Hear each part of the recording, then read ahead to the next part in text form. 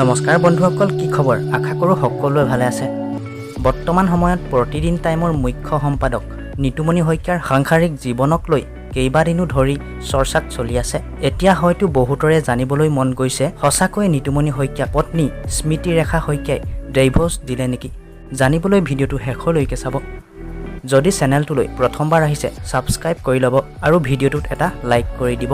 হয় বন্ধুসকল, পত্নী স্মৃতিৰেখাই তেওঁৰ বিৰুদ্ধে উত্থাপন কৰা প্ৰায়বোৰ অভিযোগ নস্যাৎ কৰি নিতুমনি শইকীয়াই আদালতত চলি থকা বিষয়টোক লৈ আশাবাদী বুলি মত প্ৰকাশ কৰিছিল আৰু কৈছিল, যদিহে তেওঁ ডিভোৰ্চ বিচাৰে তেন্তে মই ৰাজি আছোঁ। ছোৱালীজনী মোৰ জান আৰু কলিজা, গতিকে তেওঁক এই বিতৰ্কৰ মাজলৈ নানিব।